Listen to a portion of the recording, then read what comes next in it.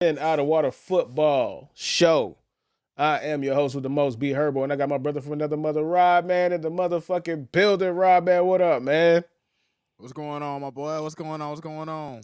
Oh, What's Rob, man, going you on? all out. You all out the frame, my boy. Am I out the frame? Hell yeah. I can't even see myself on the screen. That shit. I can't see myself All on the right, main screen. you good. Go down a little bit. Go down, go Oh, up. there you go. Perfect. Good enough. We good to Yes, go. yes, sir. All Yes, sir. right, Rob, man, we got to load the show, but this is one of the rare occasions where we have a guest on, and if you have been rocking with us for a very long time, then you have heard this man's voice. He's probably one of the first guests that we had on the old football show, which was the Couch Bros NFL show, long time ago, long time ago, long time ago. Wasn't nearly as good or proficient back then, bro, but he showed love. He gave us his time. He gave us his energy, bro, and I'm always grateful to one of the best people, best humans I've ever met in my life, man, my boy John Mack. So we got him on the back end when we come back from the break. But this is a football show for the Dolphins. This is a podcast for the Dolphins. So it means we got to have conversations about the Dolphins, man. This is the rare occasion where we are not reacting to a Dolphins game. We're actually previewing the Dolphins game, man. So, Rod, Monday Night Football in Los Angeles against the Los Angeles Rams. Puka, Tua, the persuasion, or whatever the hell of them niggas is. I don't even know what them niggas is, bro. whatever they are, whatever they are. We got Matt Stafford. We got Jalen Waddle. We may have OBJ. He's healthy, but he don't do shit. It's like he just came down here to party in Miami and get a check. But that's neither here nor there. How do you feel about this game, man? Well, here's the thing, Herbie. Let me be as honest with you as I possibly can, and I think all Dolphins fans, or not all Dolphin fans, but I think a majority of Dolphin fans will feel me. Herbie, at the end of the day, there's nothing that I despise more than watching the Dolphins play on primetime, Herbie. I can't stand watching the Dolphins play primetime because for whatever reason, these niggas always embarrass themselves. Like that's what I'm used to. I'm traumatized at this point, Herbie. I'm traumatized. With that being said, I'm gonna just quickly go over the two key things the Dolphins need to do to win this game. Like, look, Tua and the organization, they held press conferences talking about the season's not over. As a fan, all I can see is the 500 guys calling us back, Herbie. That's all I see. But when you look at the way the Dolphins have been this season with Tua and the offense since he's been back, we've averaged 27 points a game since he's been back. But the biggest issue, Herbie, is the fact that the Dolphins always have one key mistake that turns the tide of the game. Against the Cardinals, we had a terrible safety that came off a bad snap.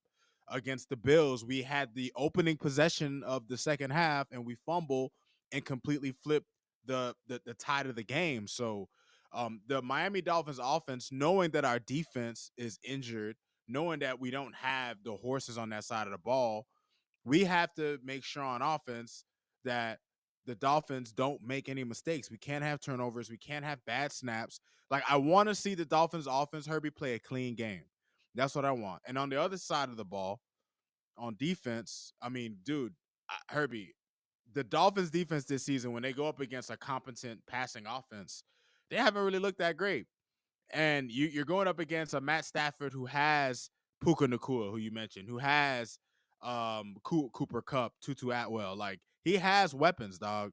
So what the Dolphins defense needs to find a way to do, especially when you consider the fact that Jalen Phillips has been out, Zach Sealer's been out. We've had a ton of problems generating pressure. I think we're one of the fewest sacking teams in the league, Herbie. And the Dolphins very badly need to get pressure on Matthew Stafford because if we don't, he's just going to pick apart our secondary like Josh Allen has, like Kyler Murray has. Any competent quarterback can completely pick us apart because we can't get pressure on them. So for the Dolphins to, have any chance of doing anything, Herbie, those are really the two things they need to key in on, one on offense, one on defense.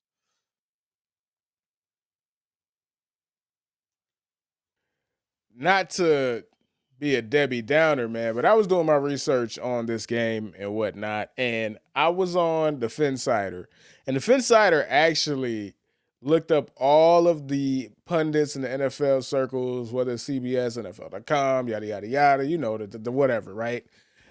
I don't know if it's lack of respect for the Miami Dolphins or they're just not used to us or whatever, but my dude, nobody's picking y'all to win this game, bruh. Like, think about this: ESPN, Kalen Kaler, Eric Moody, Seth Walder, all picking the Rams. NFL.com, Alvin Bompuri, Broke Cerismio, Dan Parr, Geronimo Phillips, Tom Blair, all picking the Rams. Pro Football Talk, your boy Mike Florio actually picking the Dolphins, man. Look at that, man. But Chris Sims, of course, is picking the Rams. Bleacher. So Bleacher Report is showing y'all love, but then you got CBS, bro. Rams, Rams, Rams, Rams. One Dolphins, Rams, Rams. USA Today, everybody's picking the Rams. Fox Sports, Data Scribe, picking the Rams. What's up with this, man? They don't got respect for y'all boys down there, dog. What's up, man? Well, you got to look at it like this, Herbie. The way the Dolphins season has gone, and a lot of it is just really because, like, I don't think it would be so lopsided had Tua just not gotten hurt. Like, at the end of the day, he got hurt. We've looked really terrible when he's not in, and even when he has been in, Herbie, even when he's played well, the defense can't stop anybody.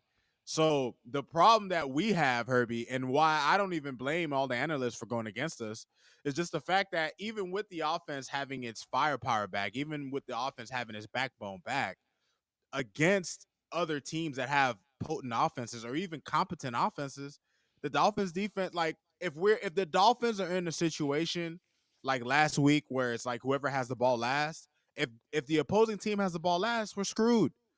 Like if the opposing team has the ball at like the Dolphins basically are in a position where all the pressure's on the offense. The offense has to put games away, and if they don't put games away, the other team across from the field is gonna put games away for us. So I don't know, man. You know what, Herbie? It's just one of those things to where it's just like the Dolphins are. It's hard to argue. Like you are what your record says you are, right? But we just know that with two of the Dolphins are better than just a 2-6 football team. But you Absolutely. gotta you gotta win games though, Yeah, you definitely got to win regardless. games. You know what I'm Definitely saying? got to win a Regardless, game. you gotta win games. All right, so I'm gonna go make a complete left turn because I just looked at a comment that we have for one of the viewers that we have right now, man. So we got Roan and he's chiming in, and I'm gonna Shout out, let you homie. answer. I'm gonna let you answer this question, Rod, because this is very layered. This is a lot to unpack, and this speaks to how the community feels about the Dolphins in general, bro. So right here from the homie Roan, all love, fellas. How does the Dolphins drafting another quarterback and keeping Tua as a very good backup sound? Rod, the floor is yours, bro. Have at it, dog. Hey, listen, listen, my man Ron. You know what I'm saying? Listen, I understand wanting us to draft a quarterback as a form of insurance, but you can't have a $200 million backup, my man. You can't. you, you can't pay a guy $200 million to be a backup. Now, granted, drafting a quarterback just in case Tua gets hurt, that's a different story. You know what I'm saying? Like if let's just say, for instance, we draft a quarterback, I don't know, in the third round or some shit, someone who's promising, someone who McDaniel can plug into their system and be able to kind of get the similar benefits as he does with Tua, or even someone with some playmaking ability. I wouldn't mind, having a younger quarterback that can move with his legs. That's the other part of the equation too, Herbie, with the Dolphin season being so bad. It's like as a fan, you could look at it as half glass full, half glass empty. If the more we lose, the better draft position we get. And we know the type of team we have, so it'll give us more options come draft time, come the off season. But to my man Ron, like I feel you on the idea of us just having another quarterback in the building. But Tua, despite how anybody feels about him, if you just watch film, he's at minimum a good starting quarterback in the NFL. They already paid him. They're not gonna pay a man $200 million to sit on the bench, unfortunately. All right, so with that, man, we are going to go ahead and transition because that was our preview of the game. You know, normally we break down the game, we react to the game, we talk about what we're right, what we're wrong, and what the fuck. But obviously, we Oh, can't do I, that. I, Go I, ahead. I Go ahead. just sorry to cut you off. No, go ahead, bro. If we're gonna preview the game, I do want to just mention something with the Rams, Herbie, because it's two teams playing. Yes, that is Um, true. when it comes down to the Rams, I don't want Rams fans to think that like, listen, Herbie, I don't have high hopes of winning this game, just Mm. because I know what the Rams represent when they have Puka Nakua and when they have Cooper Cooper Cup. Cup. Yeah. You know what I mean? It's kind of similar to when the Dolphins have the combination of Tua, Waddle, and Tyreek. You know, when they have their trifecta of guys, I mean, they're a hard team to beat, Herbie. And then, they haven't been, if you look at them statistically, I think in offense, they're 21st. I think on defense, they're 22nd. So they've been kind of bottom of the league, but they've had a lot of injuries, much like the Dolphins have. So, now that the Rams are a lot healthier, they're actually, to me, I think, a much more dangerous team than I think previously thought. So I expect it to be a really, really tough game against them, Herbie. I actually think we'll get I'll pick the over on that game. I think it'll be a shootout. Yeah. Prediction on the score. If I had to predict the score, Herbie, I'm gonna go with the upset, Herbie. Let's go, man. Dolphins 31-27. Man, let's go. 31-27. Go. 31-27. 31-27. Yes, sir. Let's go. All right. Let's go. Now, it is time to bring in the homie, the longtime friend of the show, friend in real life. Let's give a round of applause for the homie, John Mack in the motherfucking building, man. What is up, man? What is up, man?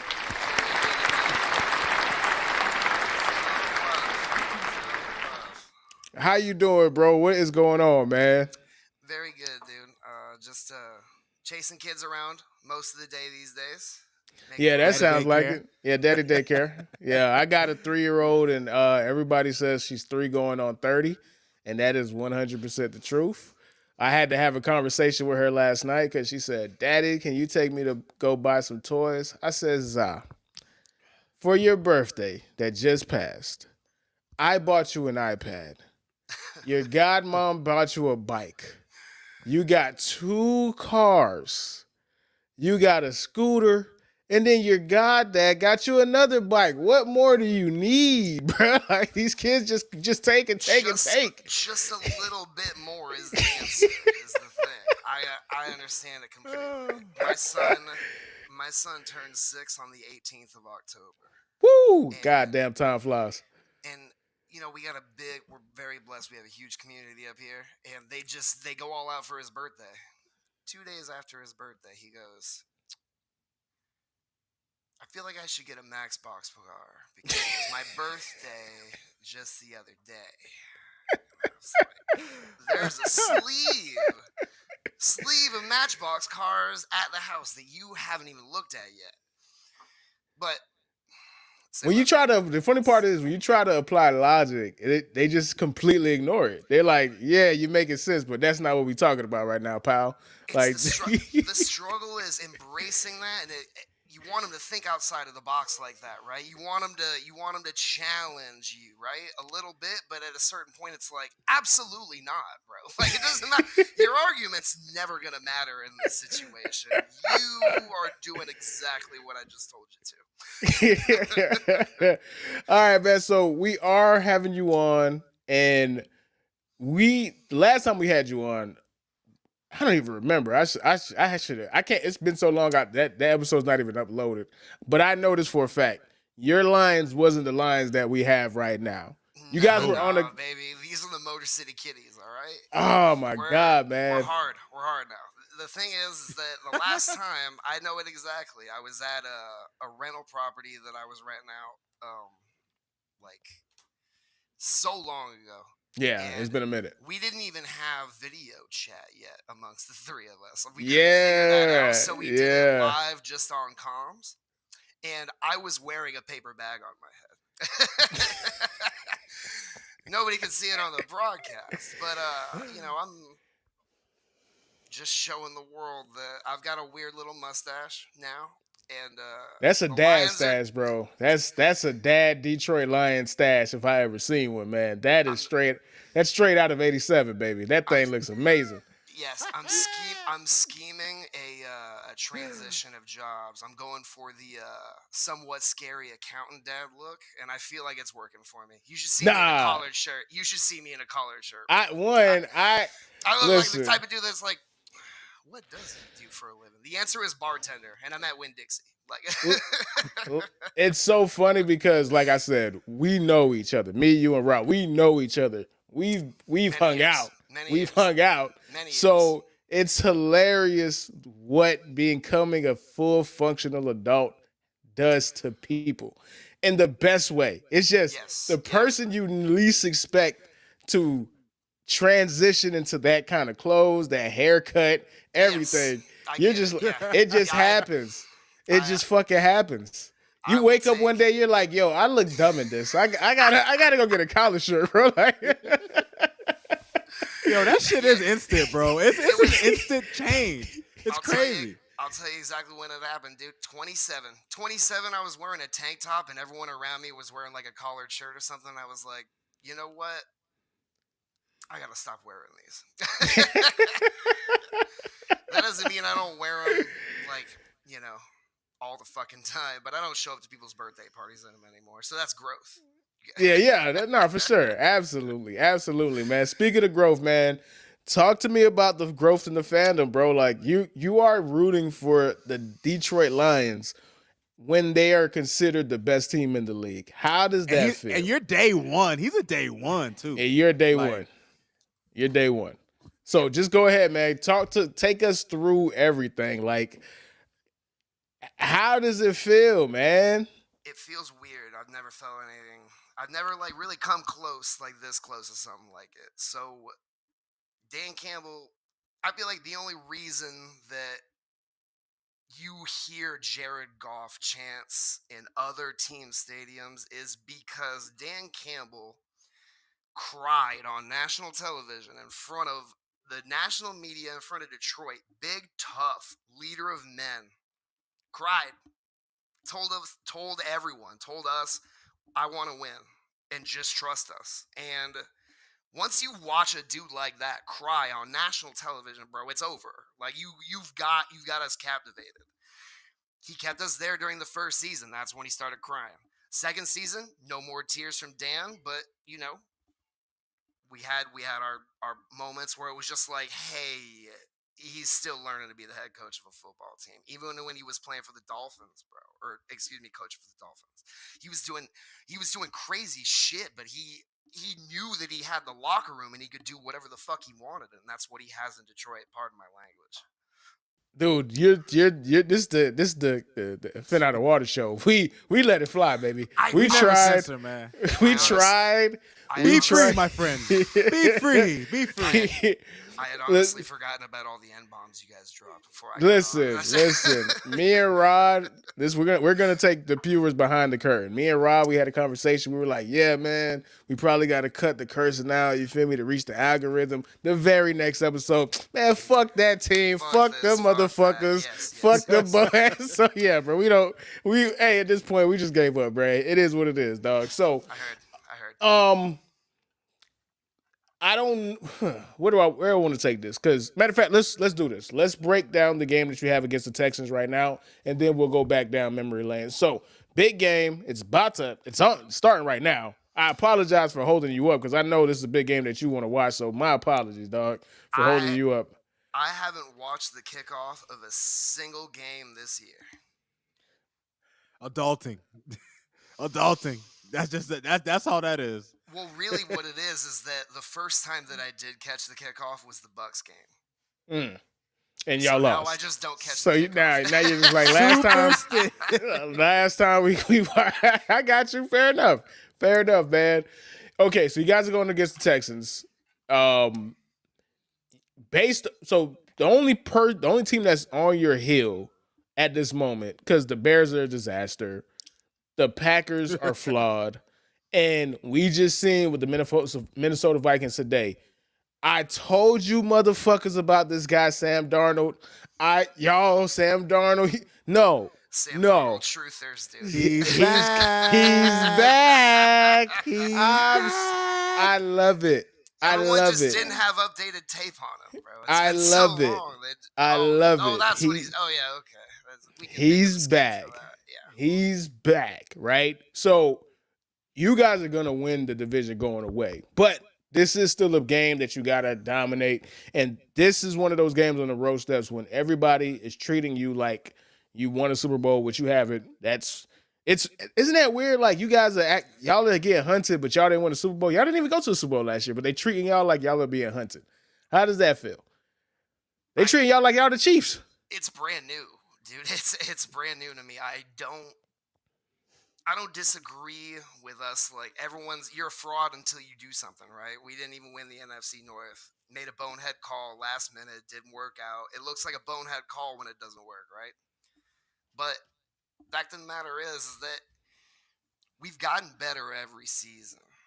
All right, look at the Lions. Look at they had no secondary last year, and that was brought up pretty much every pregame that we ever had. Every quarterback that could either scramble or gunsling effectively, we were garbage against.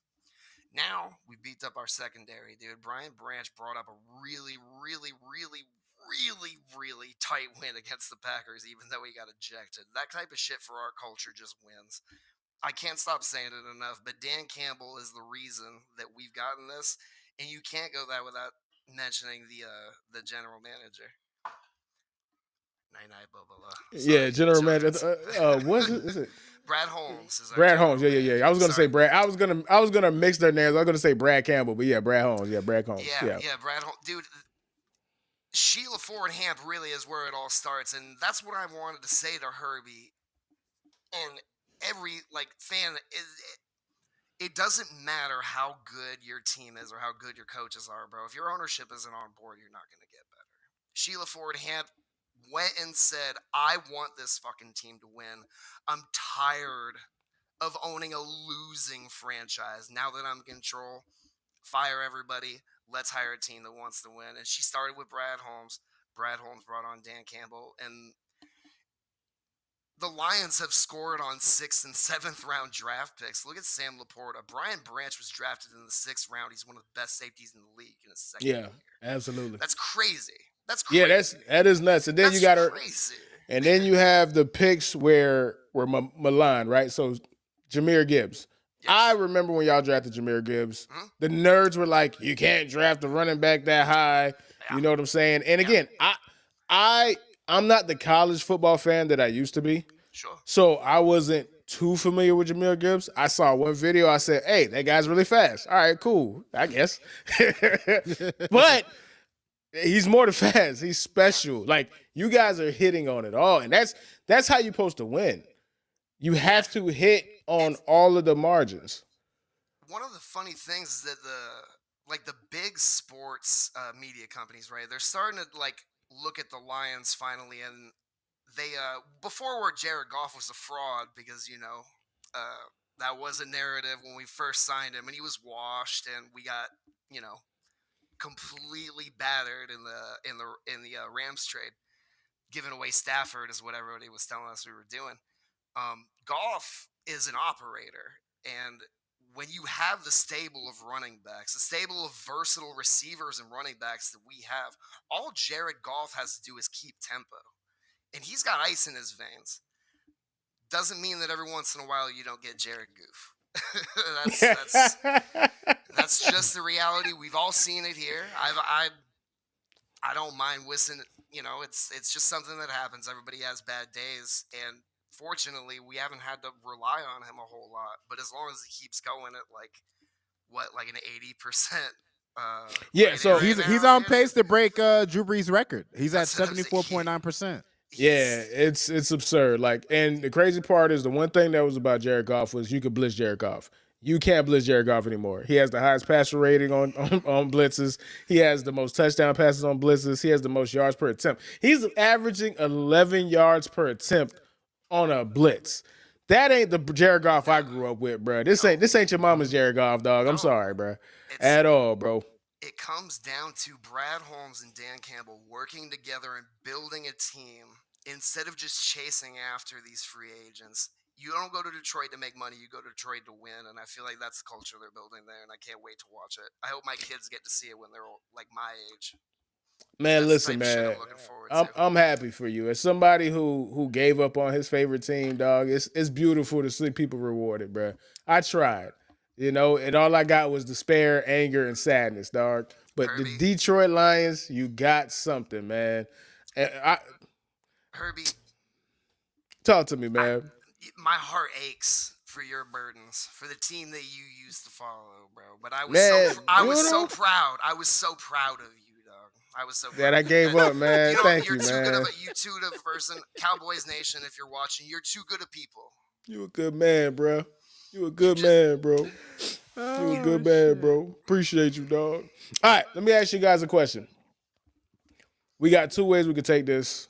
Honestly, I will keep up with the game, but I want to get your opinion on the rest of the NFC North. So we'll go one by one. You're obviously more versed in NFC North culture, the lingo, how it gets down, the fans and everything like that. So yeah, the team you hate the most in the NFC North is the fucking Packers. I feel like that's all there. I feel like every NFC North team says Yes, that. The Vikings yes, fans, the Bears. It's like in yes. unison. They all hate the Packers. It's one of the oldest conferences in the league. Okay, we've all been playing together for a really long time. Not only do I hate other Packers fans my age, but my daddy hated Packers fans. My granddaddy before him hated Yes. Packers fans. This shit My runs mom's deep. my mom's dad is a Bears fan and he hates Packers fans. Like we will watch Thanksgiving together. Bears versus Lions. It's gonna be a weird Thanksgiving, but it always is, so it don't matter. You're right. We're gonna watch that. We're gonna watch that, and we're just gonna smile either way. It's just fun to watch two so traditionally dysfunctional teams go at each other on Thanksgiving. I'm excited. I think it'll Oh, be our only loss of the season, to be honest with you. Like, I think that'll be our next loss. Is Thanksgiving against the so fucking Bears. It's listen, because the NFC is a bloodbath, man. it is a Uh, bloodbath. well, ooh, Go, man. Dom, Let go me ahead. hold Go on, ahead. Go man. ahead. Go ahead. Go ahead, Dom. Go ahead. I mean, I'm saying Dom. My bad. Rod. Go ahead. Go ahead, right, man. No, just in J Mac. You know your division. And I know division games can be unpredictable because Mm, of the nature of playing a team twice a year, understanding yes. them or whatnot. But after what I saw the Bears do today, I just I just don't know. Listen, man, if they don't fire Matt Eberflus, I just don't see how it gets better. Like I've been keeping up because we were gonna talk about the Bears Commanders game because we've been keeping up with these rookies. I mean the Bears Patriots game because we're keeping up with these rookies, right? Yeah. But ultimately, when I watched Caleb Williams today and I watched the Bears, and I get it, the Bears have four guys hurt on the offensive line. But Herbie, a coach's job is to make things easier for the players he has available. And the Bears coaching staff is not doing that. They are not making things easier for Caleb. Listen, I understand that New England, like I'm gonna give props to Gerard Mayo because he made some changes. He benched some players on offense and defense. He put some new guys in. They got 9 sacks today against the That's Bears. absurd, They man. like they had 16 sacks coming into into this game, Herbie, and they got 9 more from just one game. All right, they got more than half of their season's worth of sacks in one game. That's insane, and that is an indictment on the Bears coaching staff. I see that I obviously when we're going to talk about these games, I like to go into I like to watch post games from fans, post games from people who are involved with those teams because they have the pulse. And Chicago fans are upset. Chicago fans are pissed because they're tired of the same old nonsense. A lot of Chicago fans are feeling like they're ruining Caleb. I seen one dude said he said Caleb was already punch drunk. You know what I mean? They keep they That's keep they brutal. keep trotting out the same bad offense that is just not working. It worked for 3 weeks. It's not working anymore. And that is an indictment on the coaching staff, Herbie. And so, J Mac, when you say that you think that's going to be your loss, I don't see it. Like they can't even function on offense. It I don't would know be a how they're gonna beat y'all. massive, massive, massive upset. Like Exactly. Yeah, I'm Exactly. J Mac, I got so much respect for you. I got so much respect for you, man. I won't even touch that game with FanDuel with a 10-foot pole, bro. Hard Rock, I delete it out of my options list, dog. Because if I bet on that game, if I bet on the Lions, they losing by 30. Because that's what happens with her bet. Absolutely. That's what happens with her bet. Listen, this is the NFC North, and this is where goofery happens. All right, this is goofery central. This division, it always happens this way. But the team that was on top of the division from the start always ends up rising to the top. It would just be a historically Detroit Lions game for us to lose, especially if we were to go on and do well against Houston tonight. By the way, no spoilers. I haven't seen a second of the game, so keep your mouth shut in case it started yet. No, I got you. I haven't pulled up on the side, so and we won't be too long, so because I want to watch this game as well. No worries. So we talked about the Packers, we talked about the Bears. Let's talk about the team that actually has the closest or is the closest to you in the standings right now, which is the Minnesota Vikings. 100%. And the reason why I say it's the closest because you can make an argument that you guys shouldn't have won the game that y'all played 2 weeks ago or 3 weeks ago, whatever. But you still win. And again, it doesn't matter. Yeah. But Win's that's a win, just yeah. a win's a win, but they're close. And even with Sam Darnold for the past 2 weeks doing everything in his power to lose, they still won the past 2 games when he's thrown 6 picks. So how do you feel about the Vikings? Are you nervous? Do you feel like they're close enough? Or do you feel like you guys are good enough that you don't even have to worry about them? I think that the Vikings are the biggest threat because they're the second most complete team, and that's why Detroit's a threat. Detroit's a complete team. They have good depth. The Vikings have good depth, and I feel like that's a trend you're going to start seeing a lot more is instead of signing these superstars, these mega contracts, you're going to try to inspire a culture that everybody wants to work harder, and if that means taking a pay cut to win, then it means taking a pay cut to win. I hope that I see it all over the league. I'd like to see, superstars taking a little bit of a pay cut to build a winning culture. Everybody get together. I want to see. Nobody wants to see blowouts, especially towards the postseason. Nobody wants to get there on accident. Everybody gets there by heart, obviously, but how can you form a functioning team when you're taking on these albatross contracts that are just ruining franchises left and right? Perfect example is the Saints right now. Like that's the cost of staying in the playoff conversation for so long that it's no longer sustainable. I'm glad that we're not dealing with it anymore because I feel like old Lions ownership and management was kind of just focusing on stacking the seats and getting a couple of wins here and there to keep everybody invested, and then ultimately our hearts all break because we're never going to make it to an NFC championship or let alone a Super Bowl ever. Super Bowl being on the table during my lifetime, the percentage of that was 0 when I was in high school, and now it's a Vegas betting odd, which is insane. So it's been interesting to watch. Yeah, man. It's beautiful, man. You glowing, hey my boy, you glowing, man. Winning looks good on you, bro. Winning looks good on you, man. Right, why we gotta live vicariously through all these homies that have teams that actually know what they're doing, man. Ownership, dude. It all loyal, comes dog. down to ownership, bro. We too loyal, man. Hey Herbie, let me tell you something, man. Respect is better than love, man. Because we love these niggas. That's right. We love these niggas, man, and it don't mean nothing. Rod, the heartbreak I've watched you endure in our lifetimes, bro. Dan Marino, dude. The heartbreak. Ricky Williams, Cameron. That's my. We've talked about it before. That's my second team, but I'm not invested emotionally anymore. I'm just invested statistically because I want you guys to work out so bad. I appreciate really that, man. Do. Hey, y'all give me hope, man. Y'all give me hope because the Lions were snake bitten, man. They were real snake bitten, man. Like Herbie, there might be outside of the Browns. Hey, take that hope, put it in the trash, man. Let the trash man come pick that up, man. Hey, you know what they say, Herbie? Hope is for beggars, man. Hope is for beggars, dog. That's a Detroit attitude right there. We don't need your charity. Get the fuck out of here.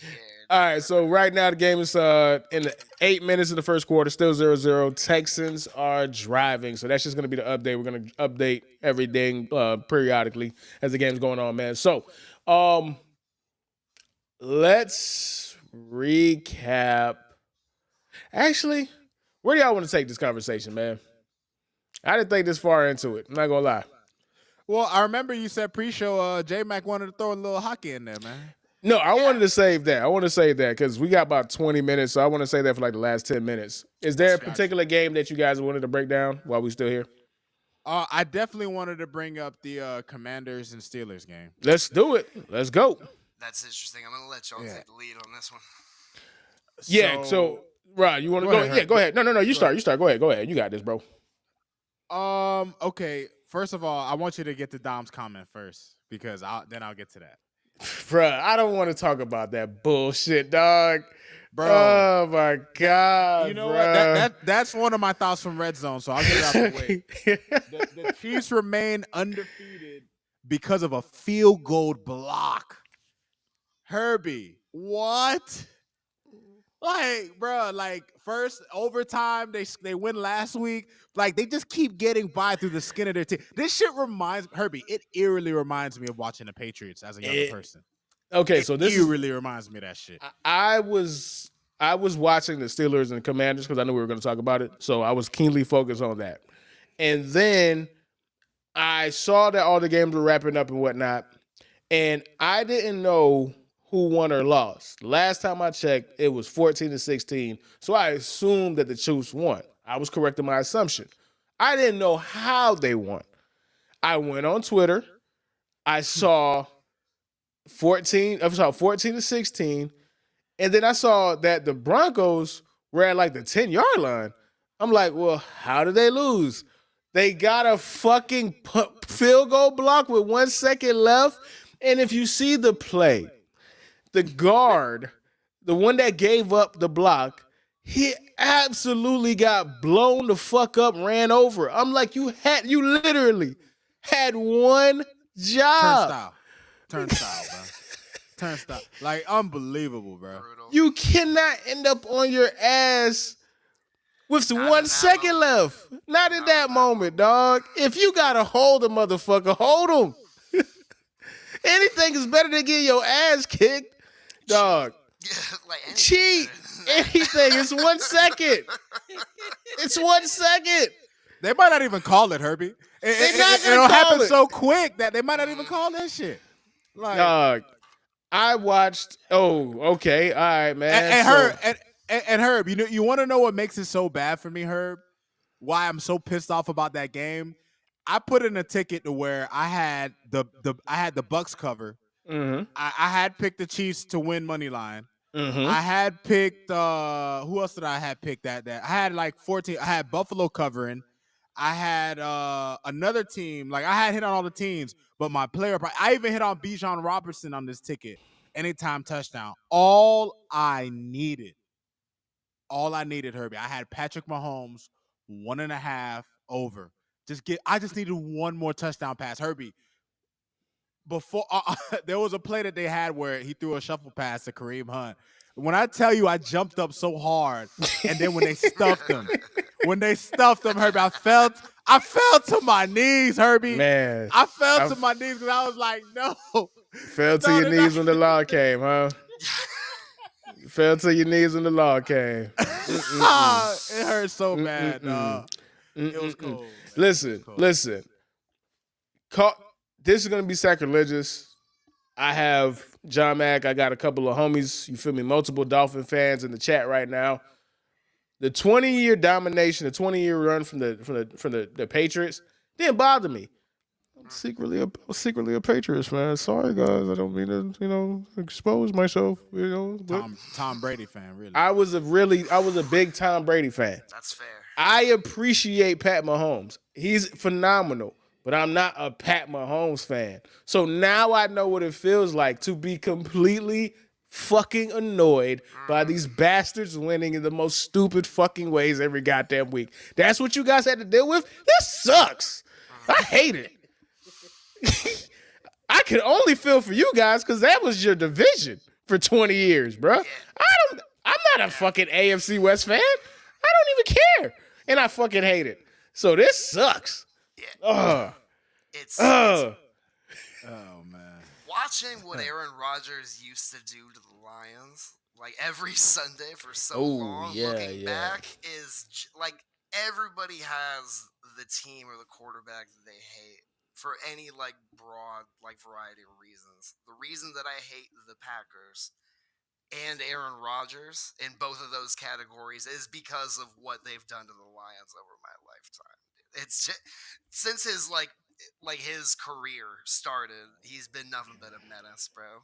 He either keeps us out of playoff contention or that one sweet time where we kick him out of either the that was always like our Super Bowl, bro. That's really Oh, I what know. keeps Lions fans. That's really what. And Rod, you know exactly what I'm talking about. Oh yeah, Tom Brady. Hey, listen, Tom If Brady we struggled can't against make the it, none Dolphins, of man. you are. Yeah, exactly. Nah, facts. Exactly. Yes. Speaking of the Lions, Keep the go hate ahead. And, alive. That's what gets you to the end zone. Baby. that's Hate. the beauty of it, man. But speaking of the Lions, let's go ahead and give our little check-in, man. Unfortunately, the Houston Texans did score. It is 7-0 in the first quarter. Lions got the ball, so we will continue to check in, man. So let's actually talk about that Steelers Commanders game, bro. Steelers Commander, I think it was 28-27, if I'm not mistaken. That was the final Yep. score. Okay, so Rod, go ahead, man. Take the lead, man. Yeah, Herbie. So I do want to say I want to give props to the Steelers on this one, Herbie. And I'm this might sound like a bit of a crazy take to make, but I'm just basing it off of what I've seen from just not just these teams, but from what I've seen from the landscape of the league and in particular the AFC. But watching that game against the Commanders, because I respect the Commanders, Herbie. Like Jaden Daniels, see, this is the beauty, Herbie, of drafting what is perceived to be a franchise quarterback. Now, it's his first year. We've seen some guys come in their first year, blow the doors off the league, and then the league catch up to him a little bit. So you don't want to crown a guy as the next great quarterback. But just from what we've seen from Jaden Daniels, obviously, Washington Commanders fans should be enthralled. Like for me, for a Washington fan, this season is a win no matter what at this point. Like I think Washington fans might agree with that. But watching this game, Herbie, made me think about the Steelers in a way that I had not thought about them all season. And when I thought about the landscape of the AFC and we're at the midseason point, I just thought to myself, like, if there were to be a dark horse team in the AFC, I mean, it sounds crazy, but I wouldn't be shocked if it was the Steelers. And the only question, Herbie, I have for the Steelers is I'm just not quite sure they could beat the Chiefs, but they could beat anybody else. When you look at how good that defense is now, Highsmith got hurt at the end of that game, so I don't know exactly what's up with that. I don't know how long he's going to be out. But when you look at the talent they have on defense and what Mike Tomlin has brought to the table as a coach, and when you look at the fact that all Mike Tomlin really needed, he hasn't needed a great quarterback. He just needed a quarterback that could do something, which the Steelers haven't had in some years. And so now you see he's getting the best out of what's left of Russell Wilson. They have talent at wide receiver. They have talent on offense. And that defense is playing at an elite level. And when I think about the other teams and how flawed they are in the AFC, when I think about the Bengals, who can't beat anybody good, when I think about the Ravens, who, while they have been one of the best teams in the league, Lamar Jackson historically has struggled against Mike Tomlin's Steelers. Hey, don't be talking about my team, bro. Leave my team out your mouth. I'm just Leave saying, my team name out your mouth. Hey, they play next week. Shout out to Will Smith. Leave my team name out your mouth. All right. No. You make a great point though, Rod. And when it comes to the Steelers, and my biggest takeaway from that game, it was a great game. It was super enjoyable. You got to understand, they came down from 10 points down. They were 14-24 at one point, and they held the Washington Commanders to 3 points the rest of the game, bro. Came back from 14-24 to win 28-27. So they're winning the way that you're supposed to win. But my biggest takeaway from that game is, are we really going to live in a world where Russell Wilson gets to say, fuck you, I was right? Come on, dog. Come on, dog. I ain't trying to. I don't got time for that, bro. Like, listen, shout out to Russell Wilson. I love it. It's a great story. But the bigger takeaway from that is that, and I'm seeing it. I'm not superstitious. Like I joke and stuff like that, but it is getting increasingly hard to not think that certain teams prayed to the football gods 50, 60 years or whatever, and certain teams prayed to those gods, certain teams did not. The teams that did not pray to the football gods will always be bad. The Jets, the Bears, the Jaguars. No matter who's there, no matter what the situation is, they suck. The Jets have a top 5 quarterback of all time. They can't beat the fucking Cardinals. They getting roused by the Cardinals. The Bears have ruined 2 quarterbacks back to back. I used to say, you know what, man, Justin Fields wasn't that good. Caleb looks worse. How is that possible? And then the Jags are the Jags. Listen, Trevor, I'm sorry. You were doomed from the start. The minute you signed that contract, it was over. And then they had Mac Jones playing today, which is just insult to injury. Yeah, for them. that's just. And then you come to teams like the Steelers that resurrected Russell Wilson's career at this point.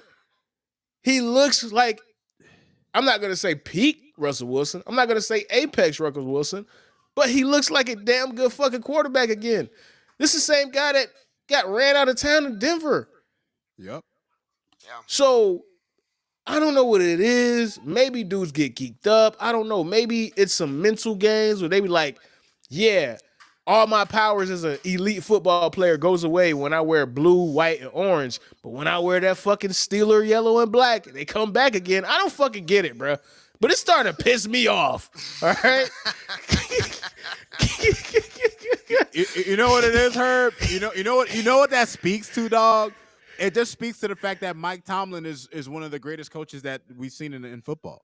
Like ever. Bro, like ever. Think about this, Herbie. I don't think 100%, he's ever had a losing He's record never as a coach. had a losing record as It's a coach. insane.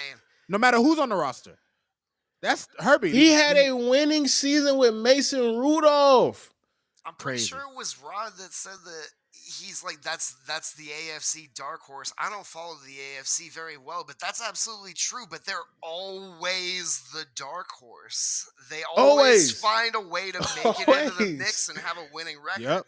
Mike Tomlin is like, there's hockey coaches that are like, we need to like get his brain and just figure out what's going on in there because all he can do is make a good football team. You give him a high school team and see what he can do. You know what I mean? It's just nuts. It's more than nuts. It's driving me crazy, man. But let's go ahead and transition. You feel me? Because we're running short on time. Keep that hockey thought because we're gonna go ahead and let you geek out about the NHL, man. I want to get educated, man. But before we do that, Rod, you know what time it is, man. It is time for Rod's Red Zone Observations, man. Rod, you ready? For Rod's Red Zone. I like it. All right. Observation number 1. The Giants might be the only team I hate watching more in prime time than the Dolphins. Herbie, watching the Giants play against the Panthers today. Granted, the game picked up towards the end of the game, but if I'm a Giants fan, Daniel Jones, the fact that they paid him, the fact that they have to watch that product every week, damn, dog. Like, y'all niggas need to jump ship like Herbie. We need to have a bandwagon draft for all Giants fans because that ain't it. We spoke about it earlier, Herbie, but my second red zone thought. The Sam Darnold I know and love has returned. Red zone picks, delicious. All right. Josh Allen, much like Jordan Love, has an affinity for the dark side of the force. Them picks came furiously today. They still won. My next thought my final thought from Red Zone. I didn't have too many thoughts. And this, Herbie, this is my most profound thought of the afternoon. The Jets are bad. And that is all.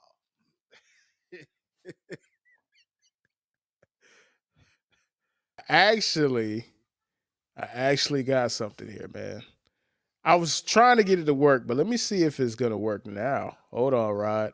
This could either What's be up? fire or this could be terrible. Let's go.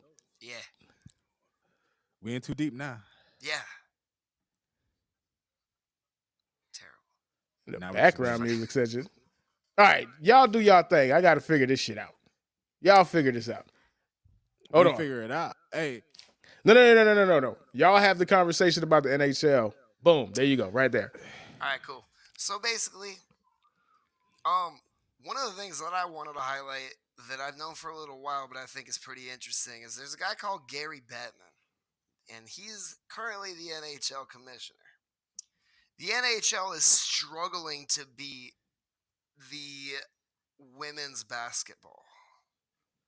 It's kind of abysmal at this point how bad their ratings are. Part of it is because they're just make kind of like baseball, just kind of hacking it between different streaming services, making it almost impossible to watch.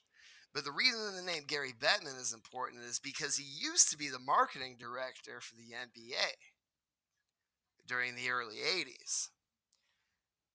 Back when they adopted like this formula where it's basically like, no, don't build on like the games that are being said. Don't build on like rivalries and making these rivalries happen. They were focusing on Michael Jordan because they saw how popular Larry Bird versus Magic Johnson was in that college game. It was one of the highest viewed college games of all time. So Gary Bettman helped implement that into the NBA, and the NBA almost lost their ass on it. The NBA now, I think, is one of the best run sports organizations on planet Earth. Their marketing is impeccable. Their sport is easy to play. They know it. They market it to everybody.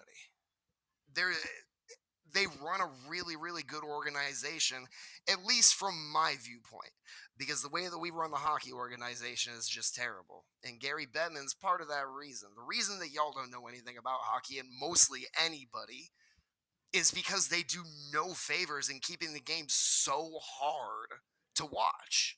When's the last time you've just been scrolling through any streaming or cable or anything and seen a hockey game pull up? NHL hockey.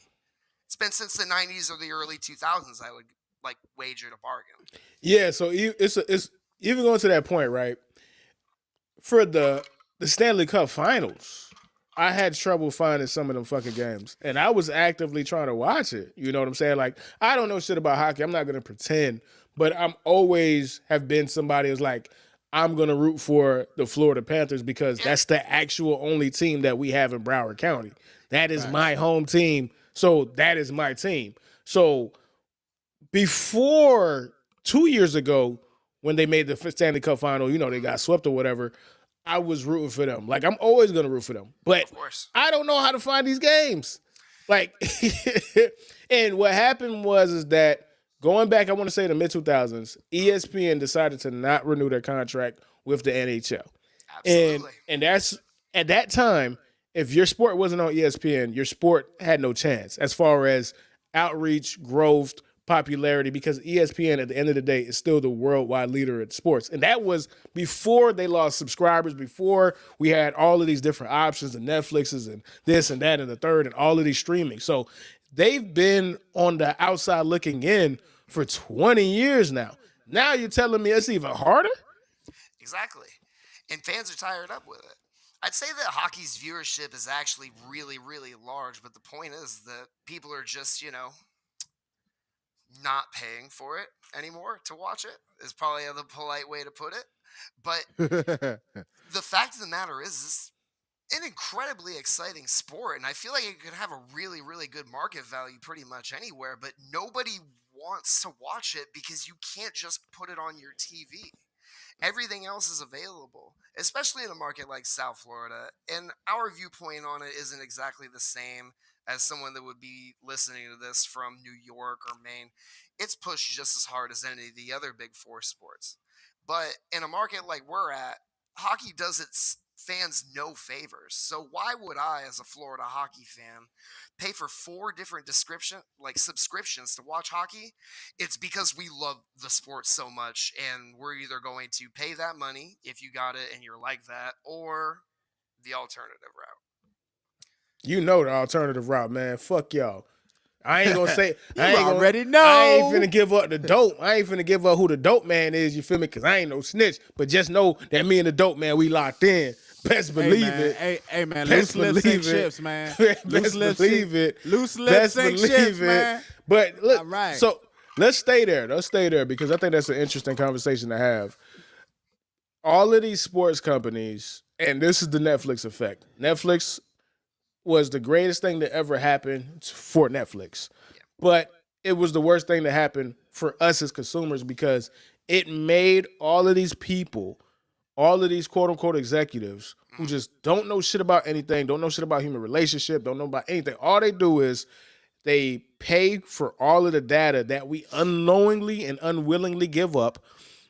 You feel me? From all of these things that we say yes to or click on or all of that, right? 1000%.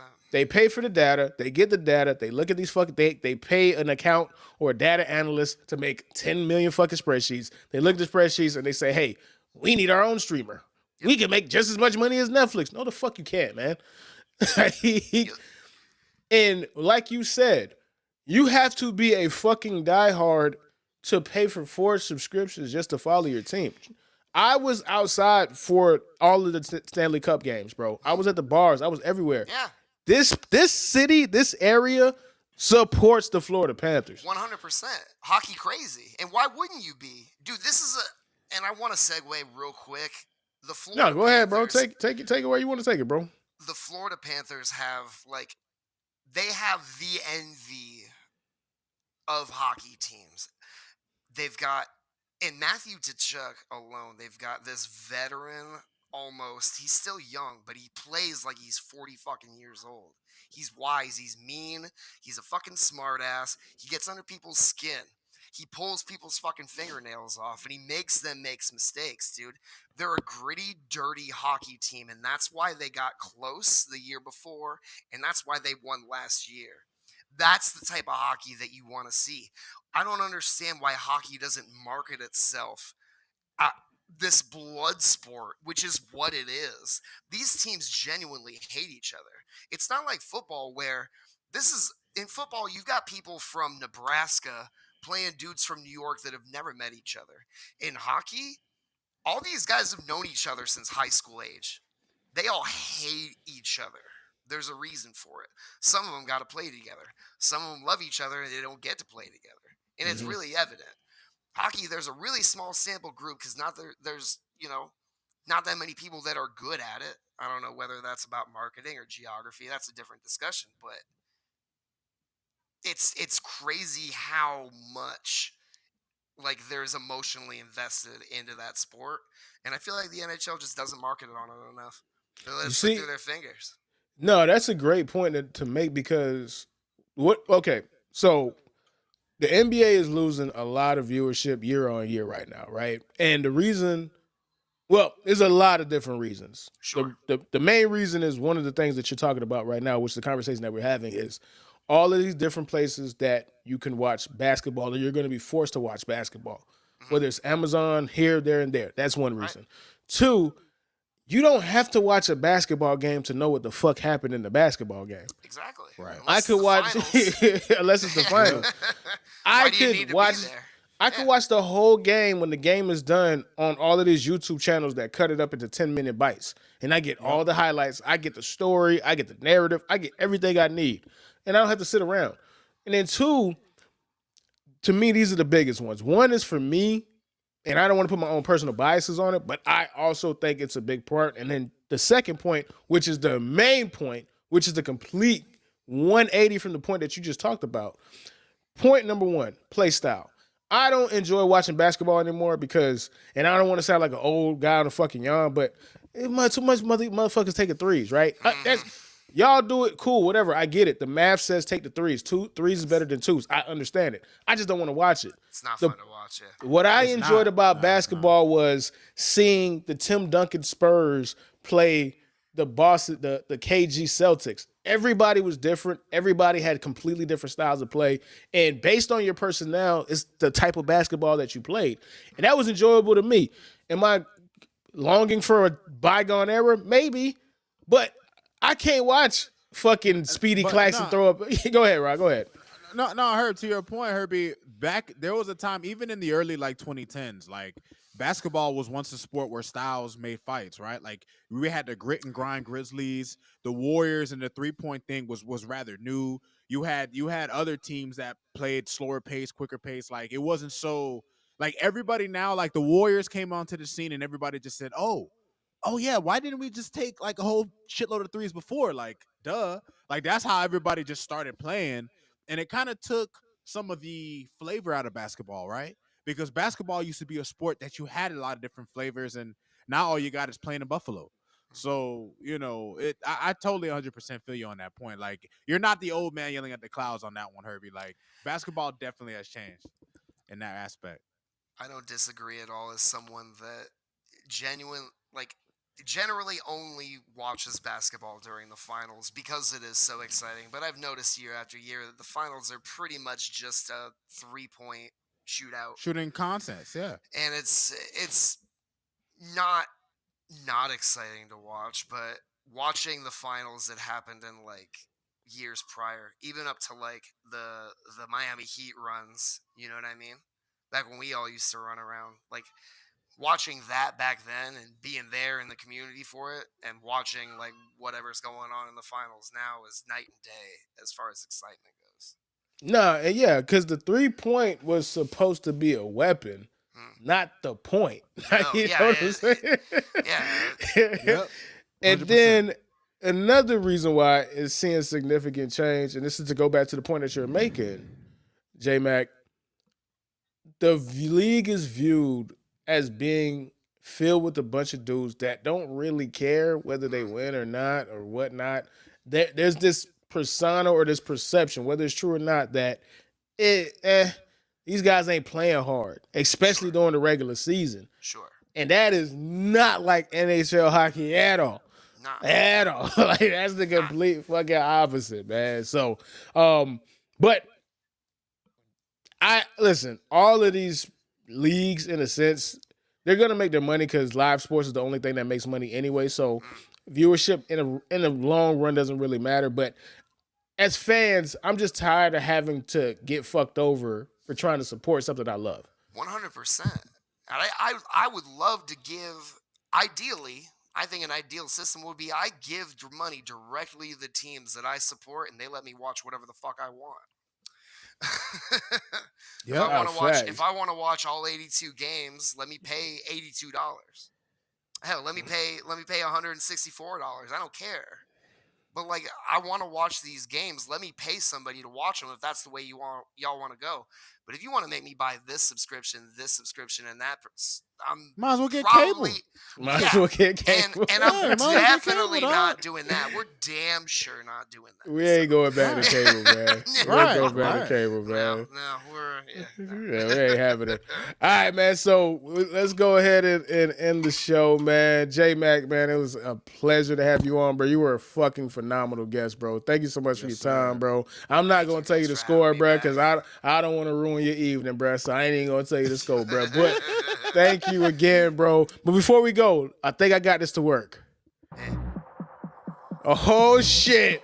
Y'all boys hear that? Oh, yeah. It's time for Rod's Red Zone Observation. Yeah, we got it. We lit. Yeah. Next time. We got that for next time. Next time, man.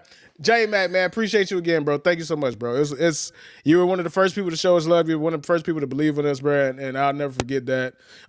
You are going to be a mainstay going if you would bless us with your time. If you're always have a spot on. Welcome back. Yes, sir. Always, bro. Appreciate you, bro.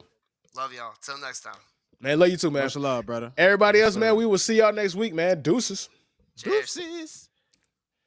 Yes, sir. All right, y'all All right, boys. All right, fellas, we got a Sunday night